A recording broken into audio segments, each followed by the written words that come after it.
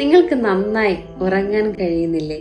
ശരിയായ ഉറക്കമില്ലായ്മ ശാരീരികവും മാനസികവുമായ പല ബുദ്ധിമുട്ടുകളിലേക്കും നമ്മളെ കൊണ്ടെത്തിക്കുന്നു.